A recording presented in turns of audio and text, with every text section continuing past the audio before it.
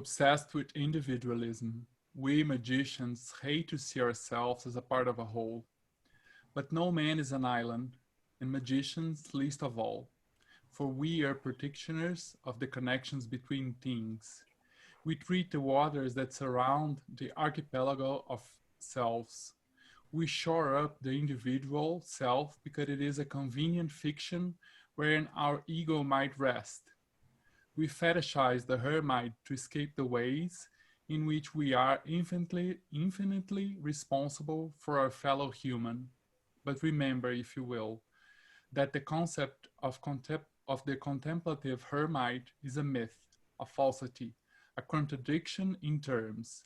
There can be no hermit without a community to support him, to supply his basic needs. He may refuse to acknowledge his support system as a community, but it continues, a web of relations with his demands at its heart, nevertheless. A true hermit is and can be nothing but a farmer. Do what thou wilt, so be the whole of the law. Love is the law, love and the will. And the will. I welcome you all to 93 Minutes with, a new segment of this channel. And my name is Frater Tet, and I'll be your host tonight. And along with me, I would like to introduce my dear Frater Hor. Frater Hor is one of the founders of Het Abbey of Thelema, and as well as a co-founder of 777 magazine, a multi-lineage digital publication from the Holy Order. He also translated, edited, and published several Thelemic publications in Brazil. Good night, Frater Hor. Welcome. Good night, you all. So tonight with us, we have two special guests, and I'm really pleased to welcome both of them and to be receiving them tonight. And I just want to make a brief introduction. I have with us tonight Georgia and Ted. Georgia is an academic in the field of esotericism, a writer, a priestess at the Temple of Our Lady of the Abyss. She also just wrote and published, she just published this book. It's an amazing ritual book, The Priestess and the Pearls, Rituals for the Journey to the Divine Feminine. And Ted is a devotee of Babylon and a founder of the Temple of Our Lady of the Abyss, a magical group working in the name of the Divine Feminine towards the goal of finding balance in the world. I welcome you both. Good night. How are you? Thank you for having us. Yes, thank you. Thank you for being with us tonight. Thank you. So, welcome.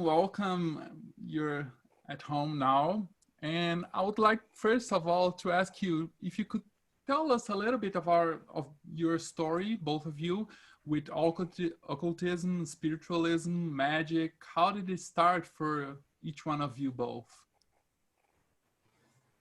I suppose I can go first. My sort of magical origin story, kind of a untraditional and slightly boring one, because I first discovered magic through the academy, through my master's program in esotericism, and that was really my first contact with the many worlds of magic. And as a result of that MA and curiosity sparked, along with my continuing academic research, I discovered that I was fascinated with the practice of it, and that I didn't really think that I could study the academic side of it properly if I didn't understand better how the practice worked. So that sort of sparked my own journey into the magical realms. Perfect. Oh. I don't know. If we're going to do a abridged origin story, I think it's rather atypical for me. You know, the experiences as a teenager, exploring cosmic consciousness, various epiphanies we get, communication with the divine, all the things you kind of go through, I guess, as a teenager that leads you to believe that there's more than meets the eye and more than what you've been told. Through having an older brother who encouraged me by giving me books, and hell, I don't really know. It's not really that exciting. I ran into some people, Thelemites, Lord, in like the late 90s in Atlanta. Kicked around with the OTO, joined the OTO for a while. I don't know. It's nothing really. I mean, like, I wish I could tell you that there was this flash and one day I knew that I would do things. And I have done things. I just didn't know that I would do them. Yes. No, but Nemo, listen, I don't know if you know, but like average teenagers, they don't just like summon spirits, you know. just you know, they just play video games and do drugs. Well, I like video games. Hey, No, okay, but you know, just like you said it as if it was like a normal teenager story, and it isn't. You're right. Your context among occultists, it's Okay. kind of a normal teenage story. You know, it's I don't know. Yeah. So anyway, I'm No, but it's amazing that both of you, you know, had that calling to practice and not just study, you know, the practice of it. And we're going to approach that later. Yeah. So let me ask you, Georgia, you are Dion Fortune's specialist on her writings, and explain to us the concepts of sex magic versus sexual magic on Dion's Fortune's writings versus Pascal Beverly Randolph and Aleister Crowley ideas, please. Okay, so this is a fun one, and it's quite a simple difference. I call Fortune's magic sexual magic as opposed to sex magic because no sex happens. And if she believed if sex happened, then there was going to be no magic. So Dion Fortune's form of magic involved something more akin to magical erotics, involved the raising of sexual tensions and energies and the playing with those and the utilizing of those in magic, but always pre-coitus. So there was never any grounding it in the earth, as it were, because she believed that if the operation had been successful, it had already been brought back down to earth. And that if there was excess energy left over for sex, then you'd done the magic wrong. Mm-hmm. Crowley, along with Beverly Randolph, both, although there's many differences between their sexual magics, they both believed that orgasm was the important creative point. Fortune thought that orgasm and magic were sort of like alternate uses of sexual force. In my sort of experience, I think it's more that they're just two different types of magic. They're two different things that you can do with sexual and erotic forces. Not that there's limitations and there's good things and bad things about both of them. But there is something quite different in very much like the mechanics of the thing. That makes sense. Mm-hmm. Yes, totally. But do you think that difference between these two ways of making magic, they're more related to the personality of the practitioner, or? And everyone loves to sort of, I think that's quite a common assumption because of the assumptions made about Fortune versus Crowley, that, you have to realize came more down to self-presentation than anything else. Crowley presented himself as the wickedest man in the world. Fortune presented herself as a reasonably nice middle-class lady occultist who was quite respectable. Doesn't mean necessarily that she believed everything that she said sort of publicly. That is to say, she was always like, no premarital sex, we shall be lovely, but there's some evidence that I don't necessarily believe that all the time. Debated evidence, I'll give it that. But I think that there's more to it than that, because Fortune was part of the Holy Order of the Sun and its Cromlech Temple. Mm-hmm. Now, there's not much known about them, but they were practicing forms of sexual but non-coital magic in the period. And I think there's historical bases of that as well. So I really don't think that it's necessarily her taste, although I'm sure that had an impact on it, but rather it really is a different sort of tradition, because instead of it being about, again, this like orgasmic force, it's about this sort of a mystical sublimation of the sexual forces into other things. Mm-hmm. it's very Christian Yeah. in views as well. And do you think like the concept of sublimation that you just brought up, it's funny because we don't hear that word that often in the magical field, you know. And how do you think that it's important for, well, it's the base, if I understood you right, it's the basis of the way she understands sexual magic. Yes and no. Yes, please. Yes, it's sort of one of those things where it's like, yes, but only if you allow me to change the definition of sublimation while I'm saying yes. So it is, but she sort of says, this is how it works, but really you should get beyond this. So after a certain point, it shouldn't be that you're subliming it. It should be a more integrated and cosmic sort of experience than that. And I think she believed that was one of the sort of limits with the psychoanalytical terminology of it, is that at a certain stage the process stops being individual and becomes cosmic, and that's the point of the real magic. So sublimation is more perhaps a step than it is the thing in itself, ideally, although she did also teach forms of sexual magic that was sort of strictly about being able to cope with abstinence through sublimation, but those were sort of earlier in her career mostly. Perfect. And just another question about John Fortune's work is, well, I have a academic background also, and it interests me a lot in how did the university welcomed your research, or how did that work? So I applied for, a bunch of different PhD positions, as everyone does. I actually received 2 acceptances. So the same, and with the same proposal, which is on Fortune, obviously. And I got accepted in a religious studies program that specialized in new religions at a university.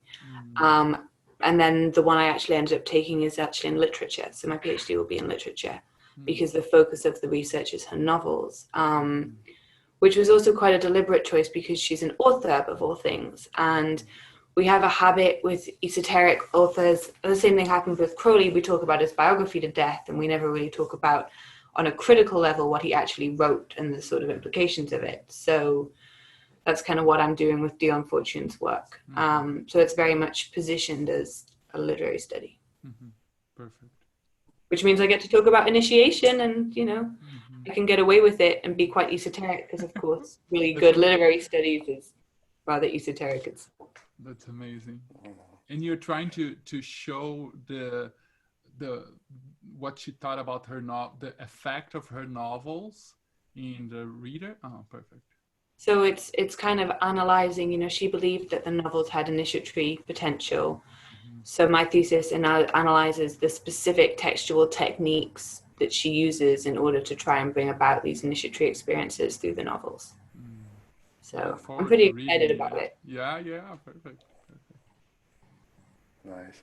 Ted, you've been part of OTO, as you said, and now you're one of the founders of the Temple of Our Lady the Abyss. So please tell us, not about the difference, but how do you understand the participation of being side of a collective body doing magic? Is the Temple of Our Lady a collective work of magic? Yeah, well, the companions certainly is. The temple itself was something that I was instructed to create to share and disseminate her, to talk about her. The companions itself, as a group, we are a collective almost of magical mutual aid, as somebody summed it up one time, and I really like the way that I really like the way that sounds. That in our pursuit of devotion and of knowing her, eventually it will bring someone to that place that colloquial will call the abyss. And that ultimately the group exists so that no one will have to go through that experience alone when the time comes. that we exist to aid each other on our path of devotion and self-discovery and betterment. And it's been an amazing experience. I think of all the groups that I've been a part of and orders, and you know, everybody should join a cult at least once in their life just for the experience of it. You don't know Brazilians, man. Well, you can have more than one. You can have more than one. It's fine. I mean, it's 2020, right? But the gratification and the results to share intimate details of my journey and the magic that we do and the growth and the thoughts that we've had, and to have the same thing echoed in the circuit, coming back from the circuit that we all embody and are a part of, and to have our words resonate with someone and going, shit, yes, this is how I feel too. Now listen to my thoughts on it, and go, oh my God, I hadn't thought of that. I'm now growing too. So gratifying. And there's just, I don't know, there's a lot of love in the group. And anyway, I'm babbling. Hi, how you doing? You're not babbling.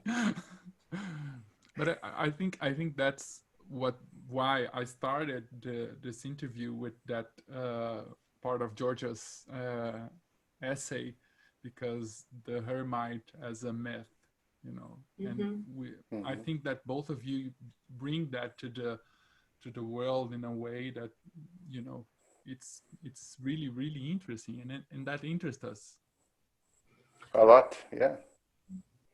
There is a. I'm sorry. No, please. No, because there is this idea of the hermit like a Highlander character movie. Yeah, you remember that there only can be one, the Highlander. So until the sequel, and then. Yeah. Please, Georgia. There's this sort of, you know, suspicion, I think, or I've seen in a lot of other magical groups, and related to that, you know, we're in competition on some level. So on some level, the people you're working with are also the people you're competing with for certain spiritual privileges and advances and even initiations. And there's been something really joyful in sort of explicitly saying, we're not doing any of that, so it doesn't really matter. You know, absolutely none of this matters, actually. There's no test. We don't really care what you do, but let's all just have this space of genuine support. And for me, that's the first time I've ever found a group of occultists that has been something beneficial in my life, as opposed to something that's ultimately perhaps been a negative influence.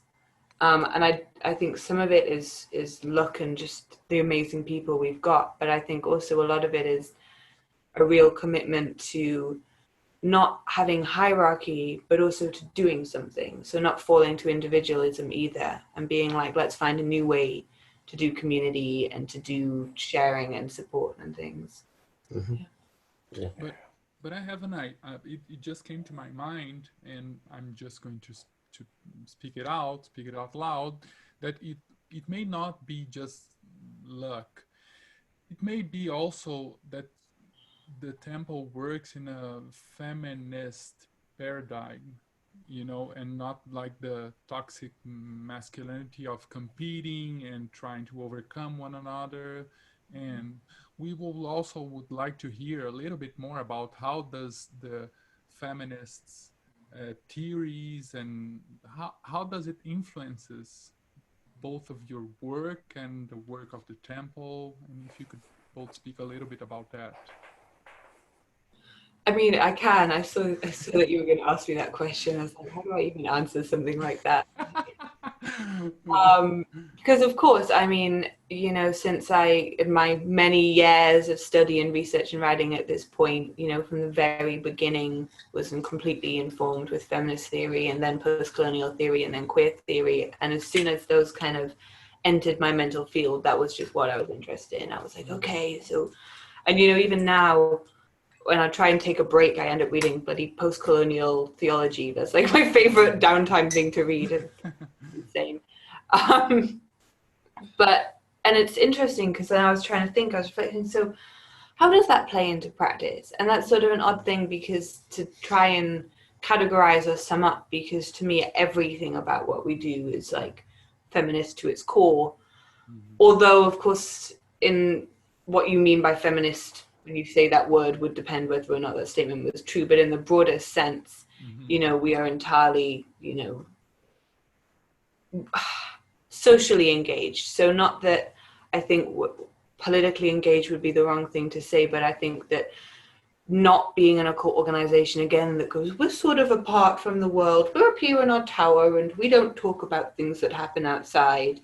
We're like, no, that's not how magic should be done anymore. That's old time stuff.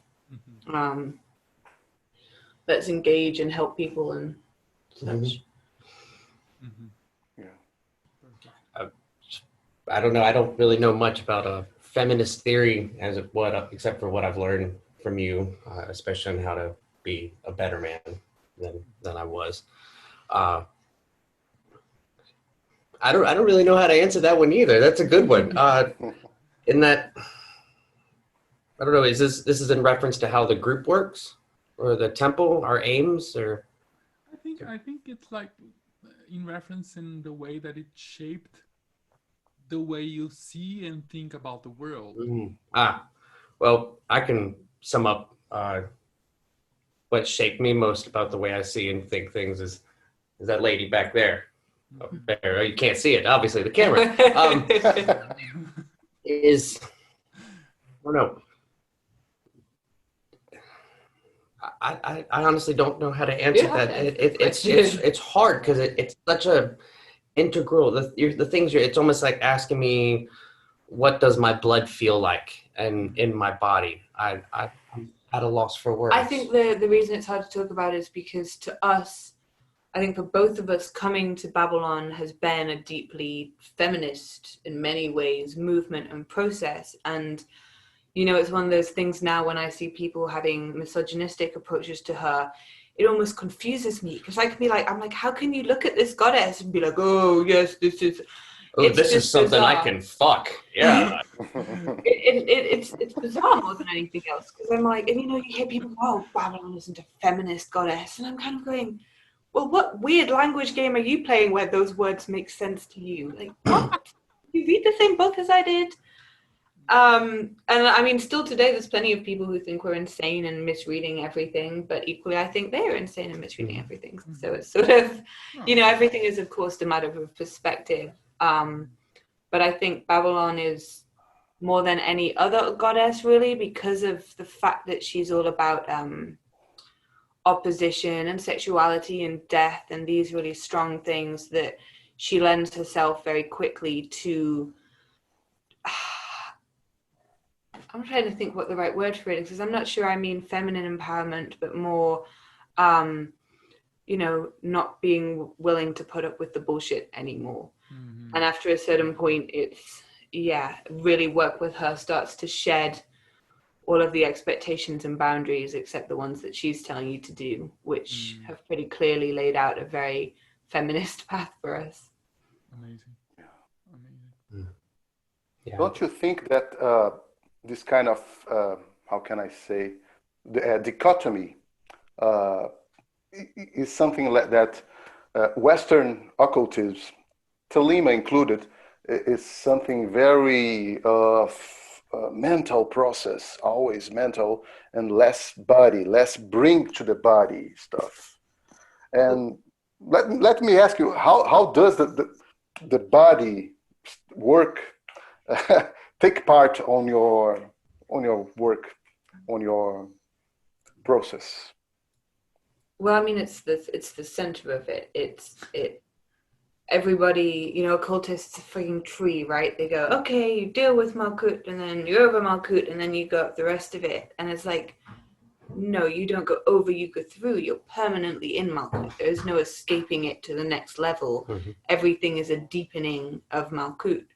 So the idea that, you know, if I sit still long enough, I'm going to escape my body. There is no escape from the body, literally. You can't get outside of it. So we took the other route when we started thinking about practices and sharing practices with the group, was to focus everything and ground everything in the body. Because only on Malkuth can you experience Kether. So and also wanted to throw out that for us, it's, you mentioned dichotomy. This is something that's fun, is that we view it as a three poles, as a trilary it's like the supernal. It's the masculine, the feminine, loose terms, masculine, feminine, and the divine. And it's those three poles in each one of us and us together with Our Lady. And so it changes, it does change your perspective. And I wanted to throw a line out there that's been bouncing in my head from the last question and to this question is certainty, not faith.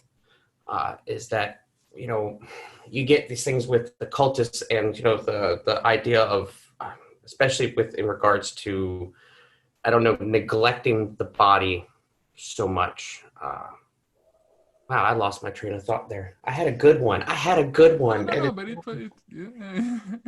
But I think I'm just going to pick up where vaguely you left off, which is that I think occultists have inherited a huge amount of body-mind or body-spirit dichotomy, where there's this sort of inner assumption on some level that what we're doing as fancy occultists is this spiritual mental thing, which is to say not magic, like the low people do with all of the body stuff. It's different because it's mental. And, the dichotomy of witch and occultist that some people uphold so heavily, which I think is a very interesting line to try and draw. Anything where you're really, there's just no line, there is no difference between body, mind, spirit, and soul. These things are interwoven. So much of occultism is actually founded on a basis of, dualism. Everybody has to, every single practitioner has to sort of work through and unpick a lot of that stuff so that they don't just take those assumptions with them on the journey. And I think that's something important about Babylon, again, this, dealing with shame and physical complexes instead of using magic as a crutch to avoid them. Exactly. The crutch, the whole, you tell the cultists are told that, you are divine. You are a living God. And it's like you just suddenly are bumped from mediocrity to somebody really fucking important and special, and you've done absolutely nothing with yourself and to yourself because, why bother? I'm a god. And, it's like, well, good for you. But, what does that mean? Like, what does it mean to be a god? What does it mean to, I don't know. I think the distinction lies a lot in that people are told they are divine rather than part of the divine. And that, I don't know, in order to, I don't know how folks can neglect the feeling of, I don't know, just that feeling that I get when I go to work on the railroad and I'm hammering spikes and I'm busting my ass and I'm doing a good job and the job is completed, and that satisfaction from exertion and my body and the strength inside, I feel that in ritual. I feel that same ecstatic energy. And I hope I'm staying on topic. You are, but I don't think many magicians experience that kind of physical thing, and I don't think it's prioritized enough. I think too many people would go, what's that got to do with magic? Whereas I think you're absolutely right. True ecstatic experience is something that's a full body shaking, muscle tension, exhaustion state, not, yes, I'm ecstatic now. I like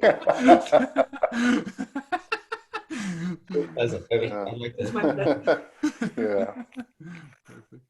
We have a joke here among me and Ted and our another friends from Thelema that we live on the aeon of the bills.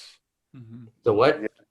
The aeon of the bills. The bills are always coming at our door. Oh. How can I say bill in English? It's bills. Bills. Yeah. I got it. So we know that. There's no more. There's no Keter Malkut. There's only the aeon of the bills, man. You Bills. have to. Yeah. I love that's good. There are only bills. There are only bills. There are only bills. English saying, of course, the only certainties in life are death and taxes. That seems yes, similar. yes. And we question As I that said, sometimes. But sorry about my Brazilian my Brazilian English. no, it's perfect. No, you're spot on. I'm slow. I look intelligent. Really, it's the hand. But you said something, that I want to grab that, because you said, the difference between being divine and being a part of the divine. And I think that's a really, really interesting thing we can explore. And I'm just going to add something up that, for both of you to comment. That is the sentence that Babylon is not the Scarlet Woman. So if you could both, extend a little bit about that.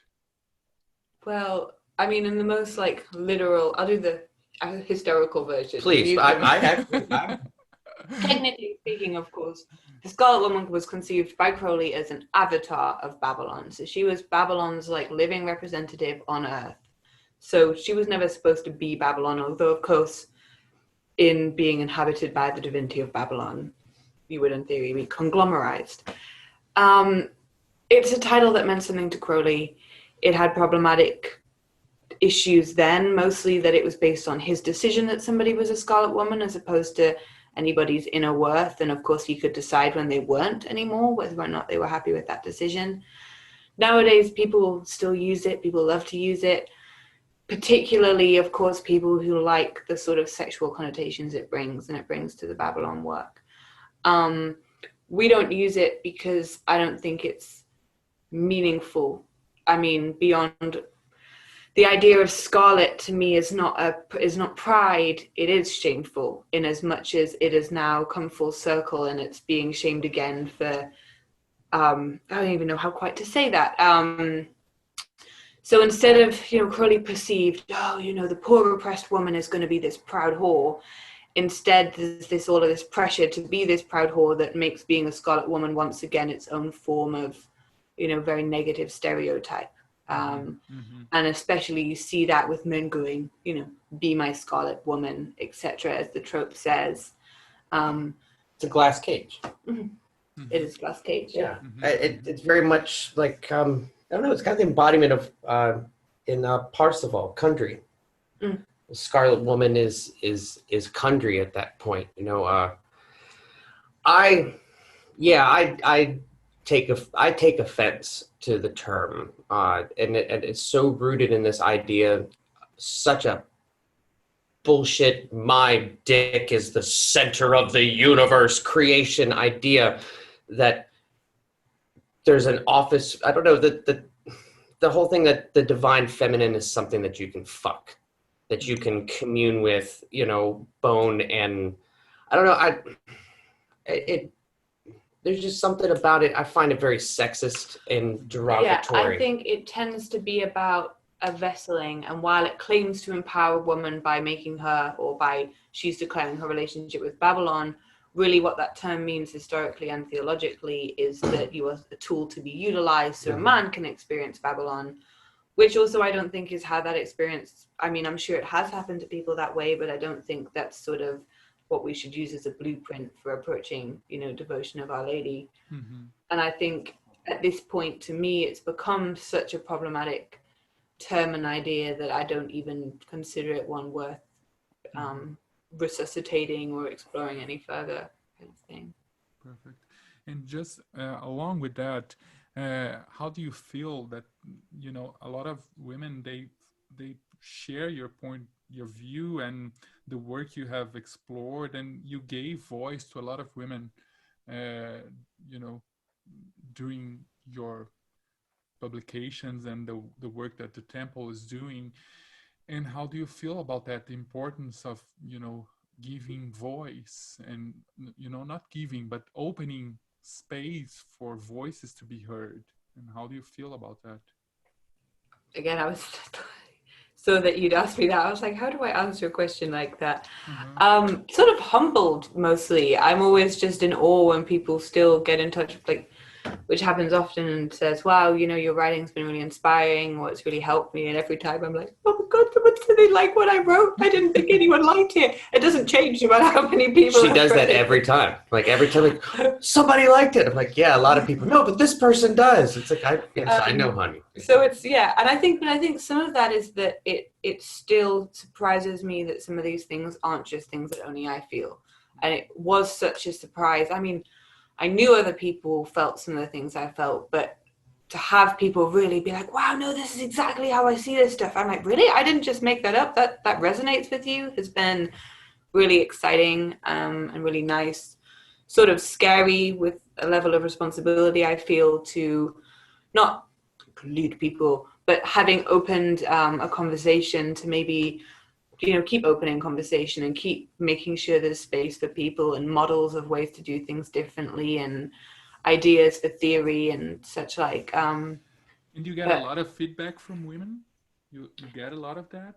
I got well, it kind of falls into different, it depends on what I'm writing. When I wrote some of my first articles on sort of sexual assault and such like, I got lots and lots of messages, and that, of course, wasn't really feedback on my writing, but mostly messages of support or, you know, mutual sharing and such like. Yeah, I get emails and messages reasonably often. And then, of course, a lot of the people who come to the companions like it. But now I feel weird. I'm like, I'm not boasting at how many people talk to me about my writing. That's very weird.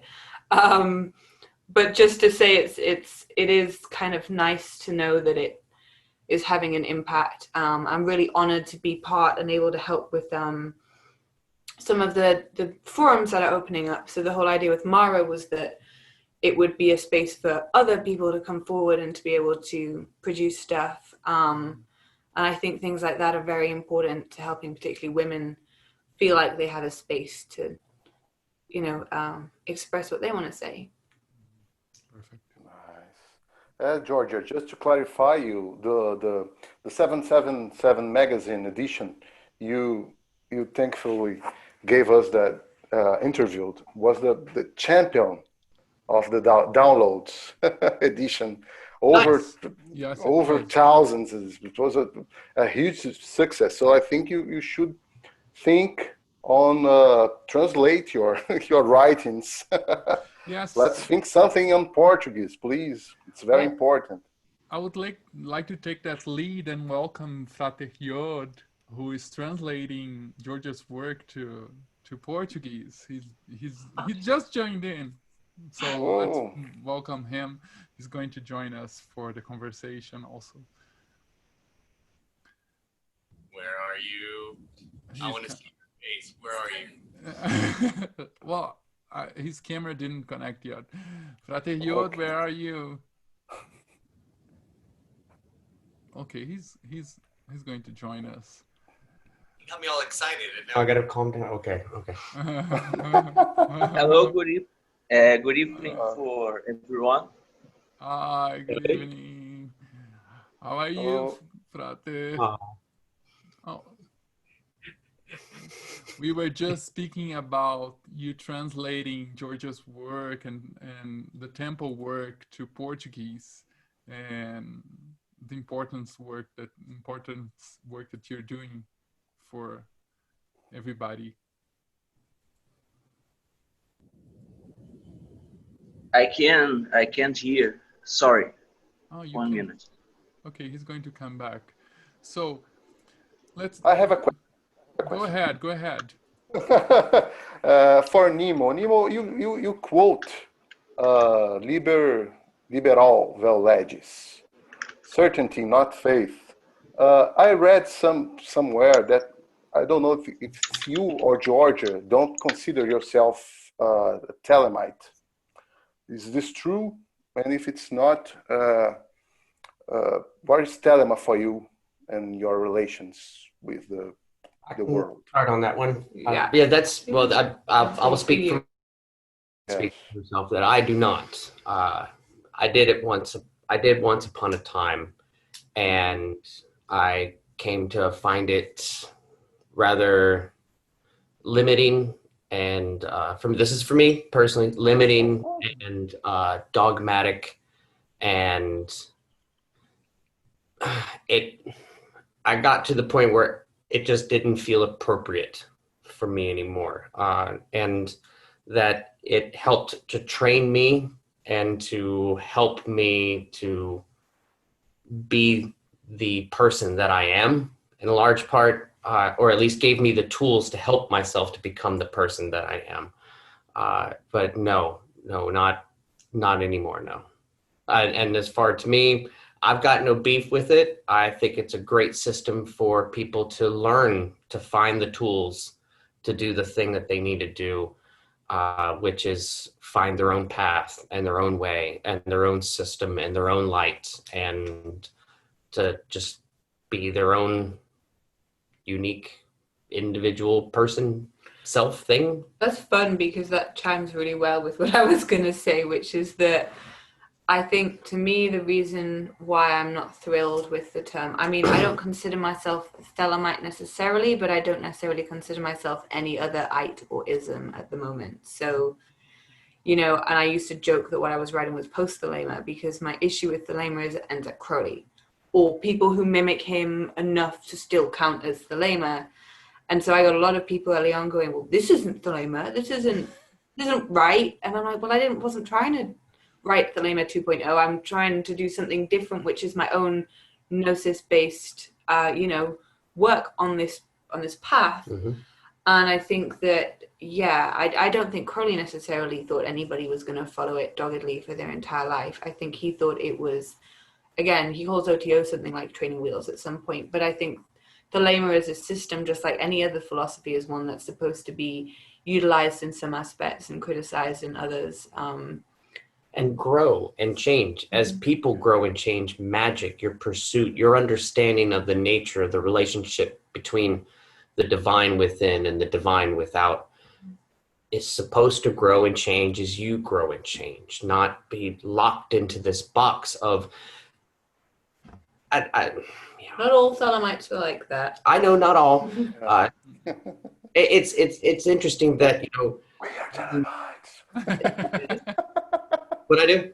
He said he's a Thelemite. So I said, Oh, no, I wasn't bashing. I wasn't bashing. I'm sorry. No, that's okay. We're not offended.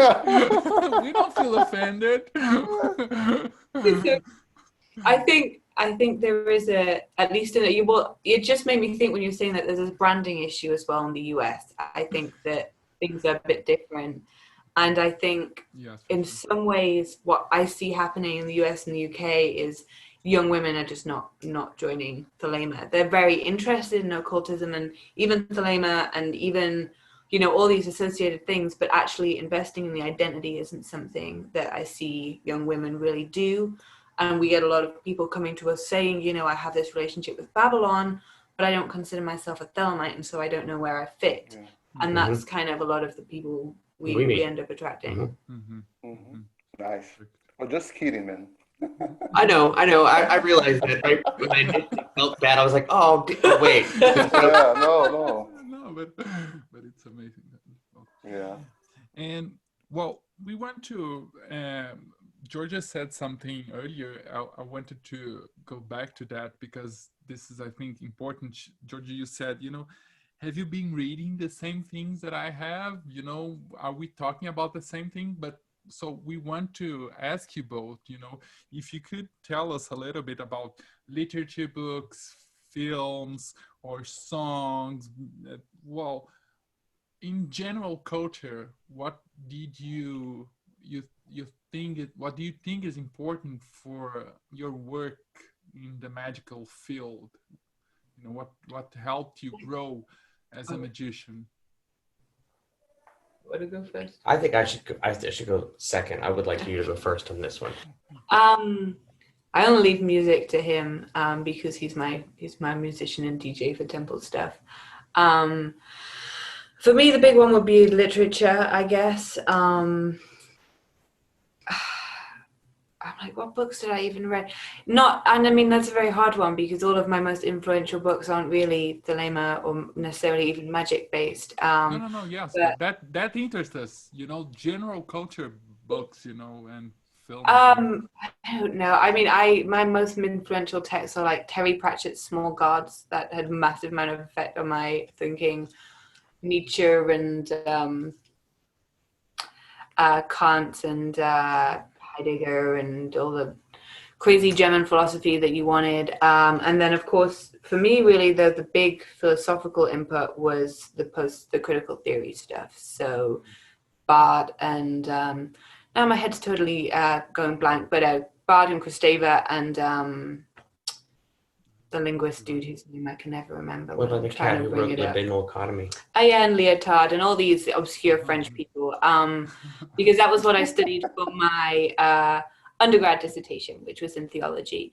And when I first encountered magic, I was like, wow, this is the same stuff these guys are doing. I wonder if they know each other exists, and they don't. And I'm like, wow, okay, this is interesting.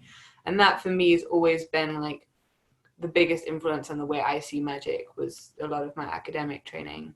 Perfect. So not really pop culture at all. That didn't answer your question, but no, but it's not. It was not just pop culture. You know, Kristeva influenced me deeply. So it's very good.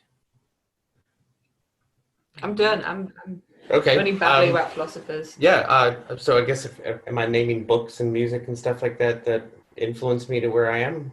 Is that what I'm doing? I suppose in your magical specific. Okay. Right off the bat, Emerson, Richard Bach of Jonathan Livingston Seagull blew my 7-year-old mind. Just absolutely just. Lord Akkad, obviously, great, huge influence. I don't know, and as far as music, that is almost impossible to give you specifics, but I like to tie it into, I don't know, music, any music that has an emotion, I don't know, I make myself feel what the artist is feeling and what they're singing about and what the music's conveying. And it's almost like when we have a particular definition of hedonism. And to me, music is just true hedonism, the savoring, of I don't know, just being one with it, of just enjoying. And I don't know how to tell you, because like my playlist has 600 songs from 60 different countries. Most of it from South America. I'll admit, I am a very big fan of cumbias and a good chancha. You know, we're gonna let that go. Moving forward. I don't know. I listen to music to get lost, to become one, to experience the sorrow and the joy and the pain and the ecstatic source of all emotion. I don't know. I just go places and I get lost, and music that makes me cry. I love it. Just to wallow in pain, to experience loss, even though right now you haven't lost anything, but just to get to feel loss again, like grief. Anyway, I'm going to be quiet again because I'm babbling. I think we all want to see you dance some cumbia now. Hey. Now I'm blushing. I don't know if this camera's good enough. No, but I have to say, Nemo always sends me the best songs ever. Like in the middle of the day, out of the blue, he just sends a really nice song. You know, it's amazing. It's amazing. Anyway. You made him blush properly now, but Where is Yod? Frater Yod. So, do you have questions? Hello, I'm here. Great. So, do you have questions for Nemo And Georgia, Ted and Georgia? Yeah, I have two questions about the Temple of Our Lady. My first question is, within the Temple of Our Lady cosmovision, who is Babylon? What is her relationship with the experience of the abyss? Are these two concepts still similar to those described by Crowley? Great question. With regard to Babylon herself, like yes and no. Actually, I don't think that our Babylon is different, that different from Crowley's Babylon, in as much as I think it was the same force. I think he had different interpretations than we do. So when we still use his visionary material as, you know, true visions of her, but his interpretations and the things that he based on that, we don't necessarily always agree with. But there is a continuation. And I think, again, with the abyss, it's not that we don't, I can use words. It's not like I'm like, yes, we absolutely subscribe to Crowley's view of the abyss, but equally there are many of, you know, abyss is a huge concept with many different things within that. And I definitely think that his interpretation is a really important one and one that we use and draw on, but isn't the whole of the way that we understand it, if that makes sense. Because from our direct experience of Our Lady has influenced, I mean, obviously it's going to have influence. So, you know, it comes down to interpretation, because, you know, I have material books written on Our Lady, and that, I don't know, there's things in it that resonate, and then there's and then I have my own personal experience to draw from. So again, we go back into how we were talking earlier about growth and change and development. So it's, I don't know. And as far as the abyss, I don't know, by my experience influenced so much on how I visualize that. I don't think yours is necessarily terribly close to Crowley's anymore. No, it's yeah. So that's a really hard question to answer. I love you. You that was a good one. You made me just like my brain stop. Like, how do I? Yeah. Abyss is necessarily a very difficult concept. I mean, if you'd asked me how do you define the abyss, I would have just laughed and said, I don't think I'm going to try. Because that's sort of the point, right? It's the place where language stops and, you know, all symbolism is negated. So if we found it easy to talk about, we wouldn't be doing it right. Do you mind if I go on a little rant?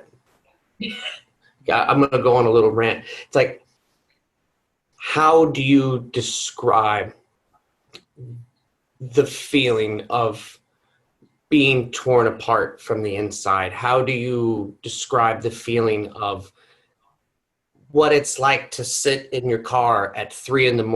and you haven't gone in the house because you genuinely feel like you're being torn into 3 different people existing at 3 different times? How do you feel knowing that? How do you describe the feeling knowing that you can't stop this process, that you have to see it through, and is the most painful, scary, horrible, fucked up thing that you have ever gone through in your entire life? Like, how do you face your own destruction? How do I describe that? How do I put that into words? That the not knowing what you're going to be on the other side, who you're going to be, only that you know it will be you, but you don't know what the fuck that looks like. And like, how do you describe that? And that was my rant. You described it quite well, I would say. Oh, okay, then never mind. But I think, of course, it needs poetry like that to describe it, as opposed to a analytical category. Yeah, because we meet people, on the path and talk about, their, and I don't know how to say this without being judgmental. It's just when we come across, I've had conversations where,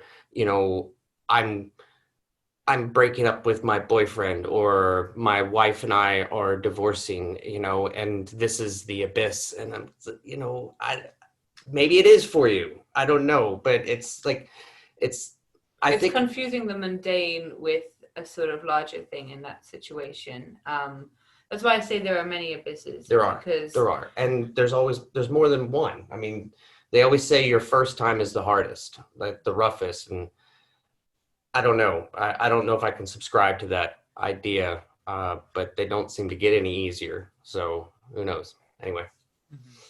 No, but I think, Frate, do you think it is answered for you?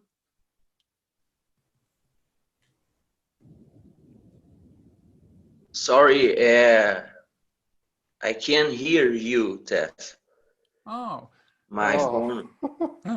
But it's okay. I don't think I can do that again. I don't think I can hear everyone, but Teth no. Oh. Yeah.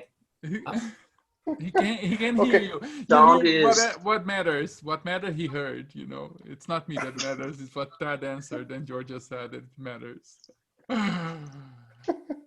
Perfect. Okay. Frate Hoff, you have any other questions? Yes, Georgia and Ted, now we are recording in that awful times of global pandemic, hybrid wars, elections in USA, increased tolerance. What do you think about this movement? About these times we are living at? Hard times indeed. Well, I like that you left out the second bit of the question that you put in. I saw them earlier, which I want to bring up because I think it was interesting. You asked whether we thought we were living in chapter 3 of the Book of the Law. It's a good question. I like it because I've always had a fascination with apocalypses, and any age always thinks it's the last age. Everyone always thinks it's the apocalypse. But of course, now we sort of on some level know it is the apocalypse. But something that I see as being quite clear is yes, but it won't be terribly fast. So it is the end of days in a general sense. But panicking isn't going to help because we've probably got another 100 years to slowly demise. And that what's important is how we go out, which is why I think that the goddess of sex and death her time is now, because it's all about how we kind of have the final days, which may seem terribly pessimistic, but I think there's a joy of its own in that. I'm not necessarily sure humans are anything to be celebrated anymore. Again, I don't know if that suddenly got really pessimistic. It started like this and then real. Amazing. Virus first came out, we were, I mean, and not to say we're happy at disaster, and obviously it is truly horrible, but we were also sort of conflicted because I'm like, but she's the goddess of death and disease, and so how can I be sad that there's a global pandemic? That seems like a goddess-filled thing, and I think in many ways that it is. I mean, the goddess isn't supposed to be all lovely. She's judgmental and horrifying too, and in her kind of relationship with Mart and justice, it well deserves this very, very, just deserts to suffer this sort of end. So yeah, I'm still keeping it pessimistic. I was trying to get it back. We saw it. Nice try. Nice try. I don't know. I've completely lost track of the question now. Like, what do you think of the world today? Okay, that's a good answer. I don't know. It's interesting because before the virus, before this pandemic, having to deal with it, and you still see it now that more and more I see her in the pattern of things that are going in people's particular shift. I don't know. It's interesting how this pandemic has shifted the mankind's view of the divine feminine as being light and love, and so here's your yoni crystal and some sage, and it's gotten that the dark, the aspect of her is, her love is cold. Mm-hmm. It's not a warm, happy, fluffy thing. It's cold. It's absolute. And that, I don't know, it's interesting that here we are in a pandemic and people are, it just seems like everybody's acknowledging the dark more. That it's not something that we can just look at and say, you know, it's, I don't know, you can shut it out. It's someone else's problem when we all have to wear masks, or, you know, if America actually ever could do a fucking lockdown properly, then we would also be stuck in the house, unlike a lot of our brothers and sisters across the globe have been having to endure. And I don't know, you just... No, I see that. I think there is a process of people becoming comfortable with death and disaster again. And I'm seeing a lot of articles and things talking about how bad this is. Like, oh, we're becoming inured to the horrors of the world.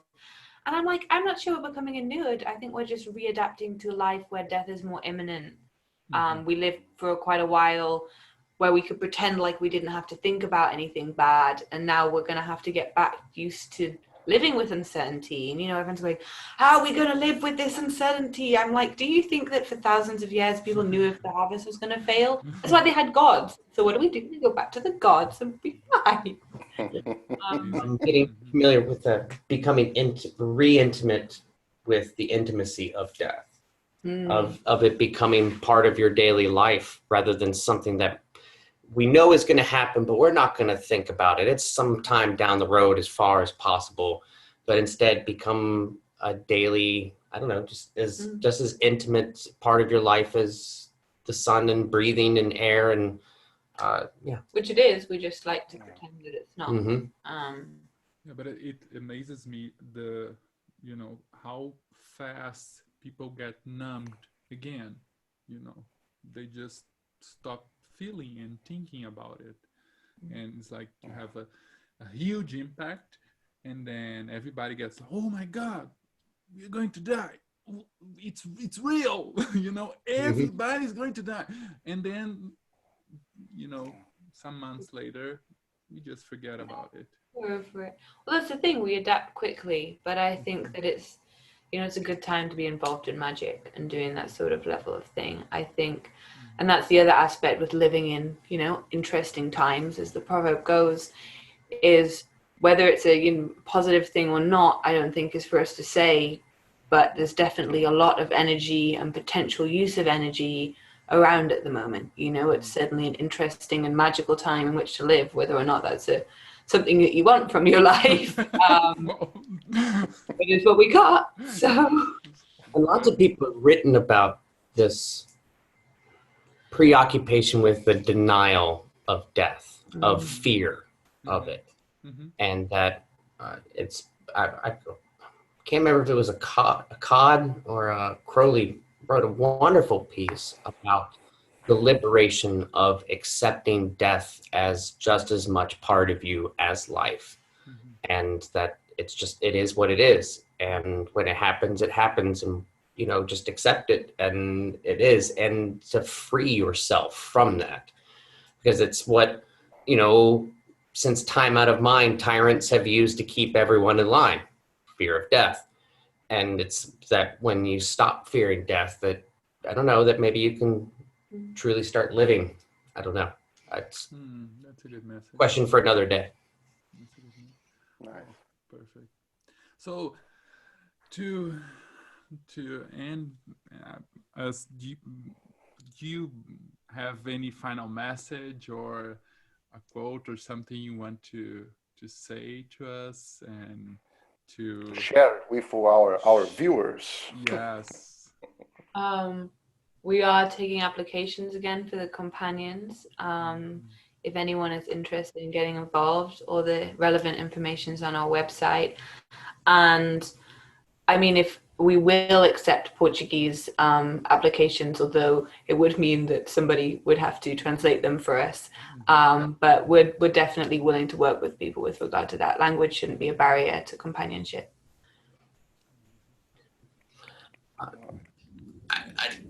I don't know. I feel like I'm giving parting words, like I'm at a class and I'm doing the graduation. Now, when you go out into So remember today, the future generations to come will remember these words, and they will round out and yeah. I don't know. I don't know what to just.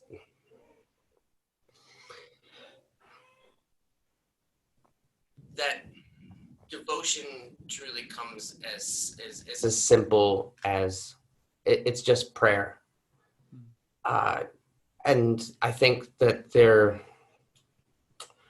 humility is something greatly lacking in the world, and not self-deprecation. Because, you know, for me to say, because I am an awesome person, for me to say I'm an awesome person isn't bragging, it's acknowledging. There's so many things that I don't even know where to start on all of this. That if you're seeking devotion, pray. Like St. Ignatius said, put yourself in a position of prayer and you'll become prayerful. Mm-hmm. That to have connection with the divine is as simple as just opening yourself up and surrendering and having an honest dialogue with yourself. I don't know. We love to make rituals because rituals are great focus points. We love to look for fun and gorgeous items to help us focus in order to strengthen and to help us find that one little thread that we can grab onto and pull and pull and pull until we have the rope, and then we pull and pull on the rope, and then there we are on the ledge, and there's the divine going, glad you made it. That it really, the beginning and the end of it all is just prayer. It's just conversation. And, you know, I don't know. I kind of lost it. Yeah. No, perfect. Thank you. Thank you. So we really, really want to thank you both. It was a huge pleasure to welcome and to, you know. This was great. This is actually, I think this is my first interview on a computer like this. I've never been in a podcast. So this is, thank you. We thank you both. We thank you both. It was amazing. Yeah. It was amazing. You're all exceedingly lovely, awesome people, and it's a pleasure getting to meet you, brother, and Bernardo. As always, I love the hell out of you, so it's great to see your face as well. Love you too. So thank you for everybody who's still here with us, seeing, watching, following. And we hope to see you next time. Thank you. Have an amazing day.